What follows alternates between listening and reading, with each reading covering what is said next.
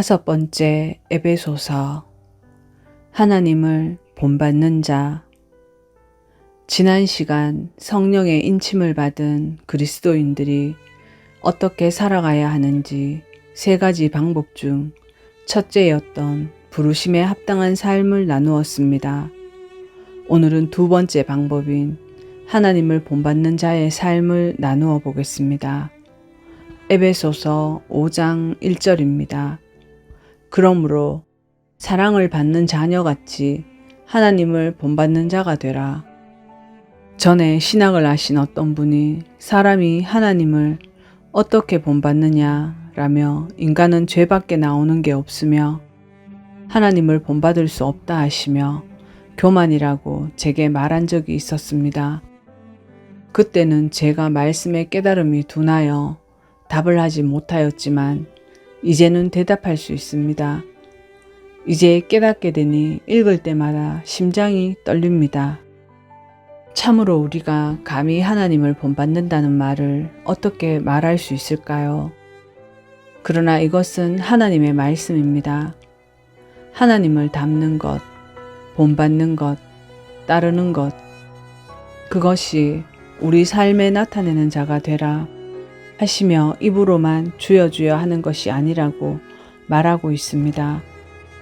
우리가 지금까지 신앙생활을 하면서 성경을 읽다 보면 성경 속 인물들을 존경하게 되고 닮고 싶다고 생각하기도 합니다.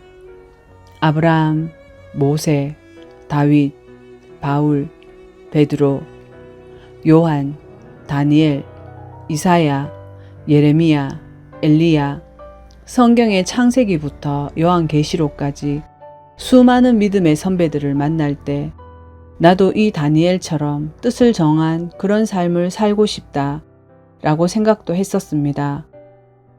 여기 계신 여러분도 한 번쯤 그런 생각을 하셨을 것입니다. 그러나 하나님께서 권면하는 것은 그래, 너 다니엘처럼 됐으면 좋겠다. 아브라함이나 모세처럼 되었으면 좋겠다 하는 것이 아니라 하나님께서 그의 백성을 향한 기대는 너희가 나를 본받으면 좋겠다 라고 하시는 것입니다. 다니엘이나 아브라함이나 모세처럼 그렇게 되는 것도 불가능한데 우리를 향한 권면이 하나님을 본받는 자가 되라는 것은 진짜 어렵다 라는 생각이 들 것입니다. 그러나 오해하지 마십시오.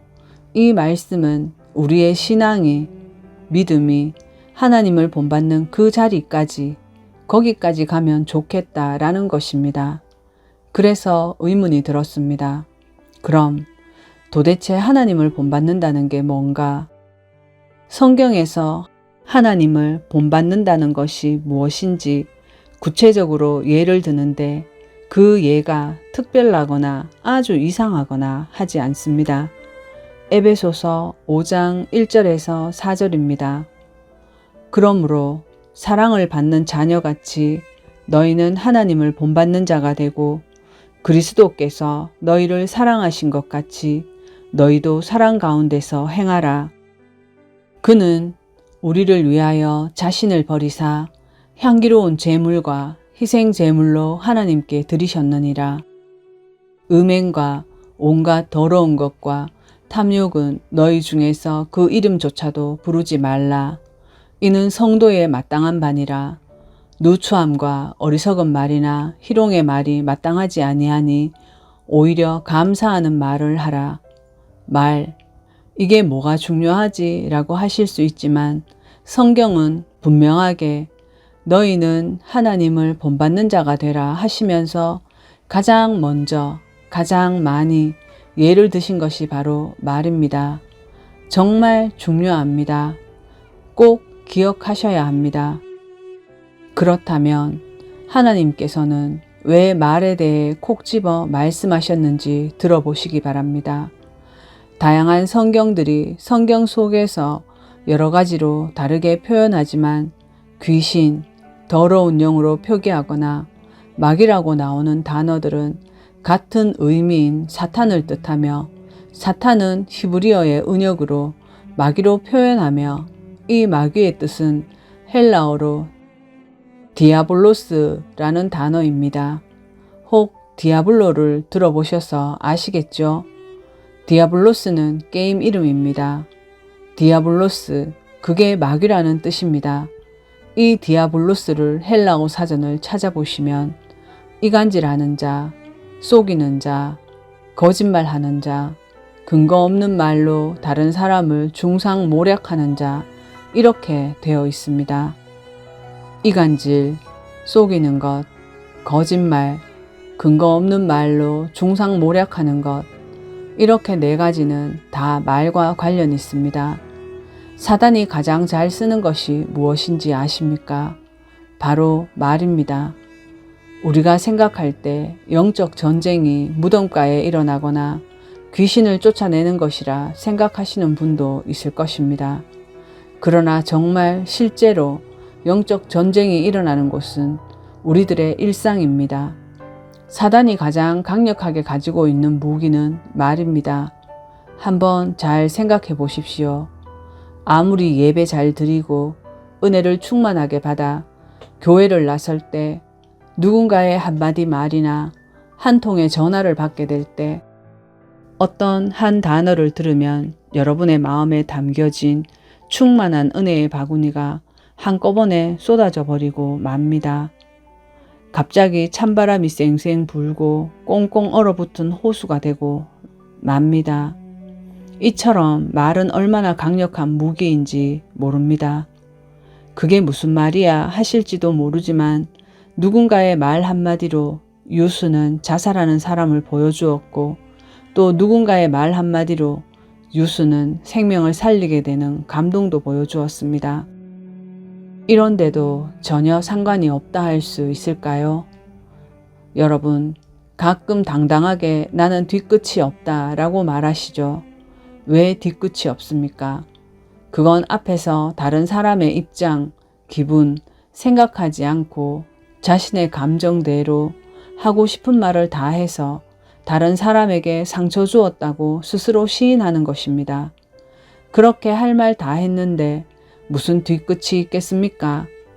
그러니 여러분, 하나님을 믿고 배우며 안다는 우리는 세상 속에 살지만 말을 조심해야 하며 절대로 함부로 말하시면 안 됩니다. 교회에서나 직장, 가정, 어디에서나 아무리 하고 싶은 말이 있다 할지라도 절대로 감정적으로 함부로 해서는 안 되는 말도 있음을 기억하시기 바랍니다. 또한 누군가에게 어떠한 말로 내 영혼이 심하게 상처를 받고 내 영혼이 거의 죽을 뻔했던 그러한 경험을 한 사람이라면 내 아픔을 기억하여 다른 사람에게 더 조심히 말해야 할 것입니다. 우리는 우리가 하는 말로 다른 사람을 살아나게 할 수도 있고 벼랑 끝에 있는 사람을 밀어버리는 것 같은 말이 된다는 것을 생각하여 말을 할 때 이왕이면 생명의 말을 하시기 바랍니다. 야고보서는 말이 얼마나 중요한지를 이렇게 알려주고 있습니다. 야고보서 3장 2절입니다. 우리가 다 실수가 많으니 만일 말에 실수가 없는 자라면 곧 온전한 사람이라 능히 온몸도 굴레 씌우리라. 야고보서 3장 4절에서 6절입니다. 또 배를 보라. 그렇게 크고 광풍에 밀려가는 것들을 지극히 작은 키로서 사공의 뜻대로 운행하니라. 벌써 이와 같이 혀도 작은 지체로 돼 큰 것을 자랑하는도다. 보라, 얼마나 작은 불이 얼마나 많은 나무를 태우는가. 혀는 곧 불이요 불의의 세계라. 혀는 우리 지체 중에서 온몸을 더럽히고 삶의 수레바퀴를 불사르나니 그 사르는 것이 지옥불에서 나느니라. 여러분, 큰 배가 조그마한 방향타에 의해서 움직이듯 아무리 크고 높고 거대한 사람일지라도 강력한 말 한마디에 무너집니다. 성경은 이처럼 작은 혀가 온 산을 태워 사람을 죽이기도 하며 살리기도 한다라며 이 혀를 길들이는 방법은 없다고 말합니다. 그렇다면 이 혀를 어떻게 해야 할까요? 성경은 이 혀를 길들이는 방법은 없지만 중요한 원리를 알면 된다라고 말하고 있습니다. 이 원리는 무엇일까요? 우리가 사람들이 말을 들을 때 귀로 듣지 않습니다. 성경은 말을 하는 사람도 말을 듣는 사람도 마음으로 하고 마음으로 듣기 때문에 아무리 좋은 말을 한다 할지라도 그 마음에 거짓과 악함이 있고 음란함이 있고 욕심이 있으면 그걸 알아차립니다. 또 아무리 부모님이 혼내고 속상한 말을 하더라도 그 말 안에 진심이 담긴 사랑이 있다면 그 아이는 삐뚤어지지 않고 바로 서게 됩니다. 이것은 제 말이 아니라 성경이 증명합니다. 마태복음 15장 18절입니다. 입에서 나오는 것들은 마음에서 나오나니 이것이야말로 사람을 더럽게 하느니라. 입에서 나오는 것들이 마음에서 나온다고 성경이 말합니다. 그러므로 혀를 길들이는 방법은 혀를 길들이는 것이 아니라 마음을 길들여야 한다라는 것입니다. 내 안에 다른 사람을 향한 사랑이 있다면, 긍휼이 있다면 몇 마디 말을 전하지 않아도 느껴집니다. 어떤 사람이 나를 향한 시기, 질투 혹은 독한 마음과 저주와 악독한 미움이 있으면서 나에게 겉으로 아무리 사랑한다 말하고 친절하더라도 절대 전달되지 않으며 상대는 이미 알고 있습니다. 이렇듯 하나님을 본받는 자가 된다는 것은 마음을 다스려 마음을 전하는 말을 하는 것을 말하고 있습니다. 우리는 지난 시간 삼위일체 하나님께서 우리를 구원하시기 위해 역사 속에서 행하신 모든 일들인 예수 그리스도로 인하여 속량받아 성령의 인치심을 받았고 우리의 신분이 달라졌음도 알게 되었으며 어떻게 살아가야 되는 것도 알게 하셨습니다. 이처럼 먼 시간을 넘어 모든 길을 열어주시어 우리를 부르시고 가르치시어 깨닫게 하시고 세상 모든 만물 안에 계신 하나님을 온 마음으로 느낄 수 있도록 성경 말씀을 모든 사람에게 주셨지만 읽지 않습니다. 하나님 나라의 형제 자매 여러분, 어제는 못한 일을 오늘을 허락하신 주님께서 오래 참으시며 기회를 주시니 오늘부터 매일 말씀 한 자락을 읽고 마음에 새겨 성령 하나님께서 우리를 자라나게 하시도록 같이 힘쓰면 좋겠습니다.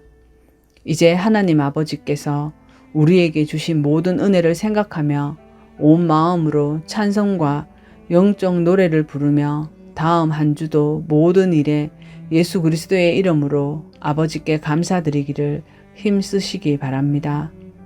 말씀을 마칩니다.